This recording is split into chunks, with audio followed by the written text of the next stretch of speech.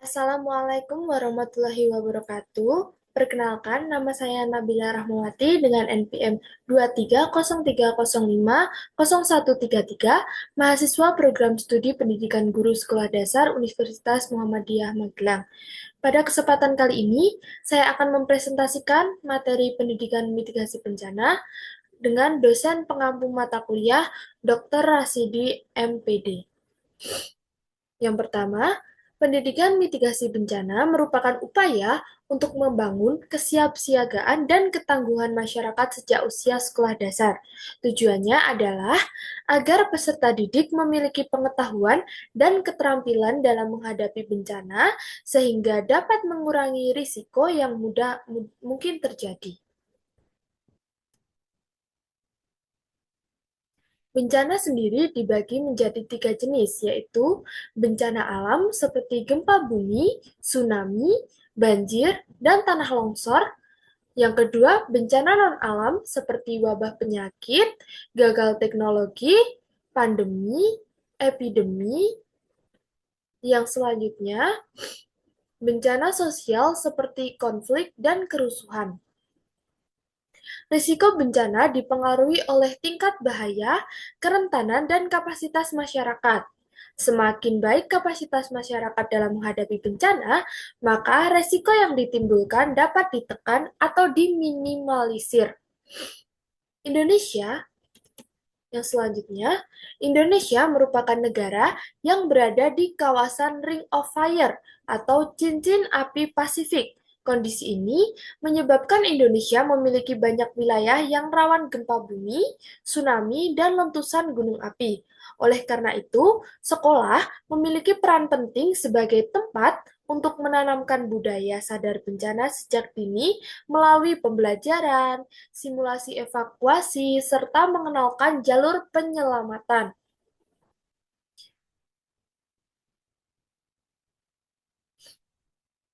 Nah, dalam mitigasi bencana sendiri ada dua pendekatan, yaitu mitigasi struktural dan non-struktural.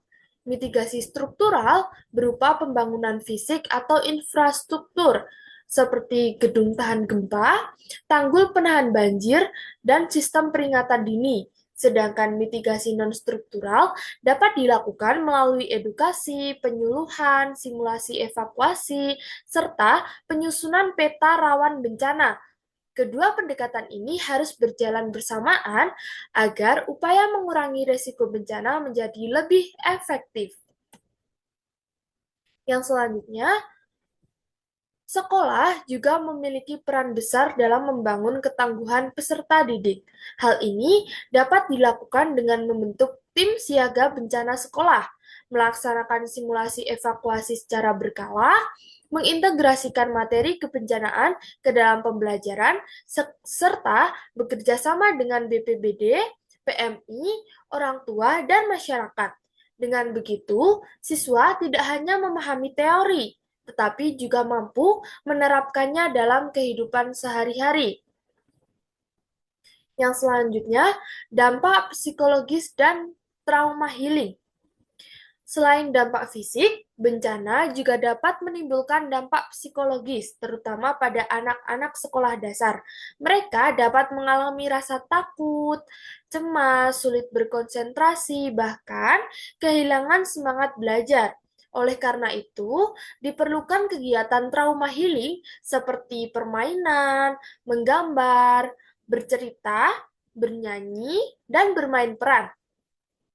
Kegiatan tersebut dapat membantu anak pulih secara emosional sesuai dengan karakteristik belajar siswa sekolah dasar.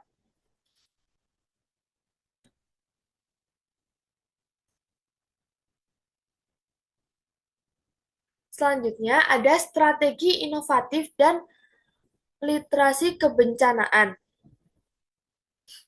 Yang pertama, pembelajaran mitigasi bencana perlu dikemas secara inovatif. Guru dapat menggunakan permainan edukatif, video interaktif, proyek atau komik digital maupun kuis daring agar pembelajaran lebih menarik. Selain itu, Literasi digital juga penting agar peserta didik mampu membedakan informasi yang benar dan hoaks terkait kebencanaan. Yang selanjutnya, sebagai penutup, dapat disimpulkan bahwa pendidikan mitigasi bencana merupakan kebutuhan penting bagi Indonesia sebagai negara yang rawan bencana.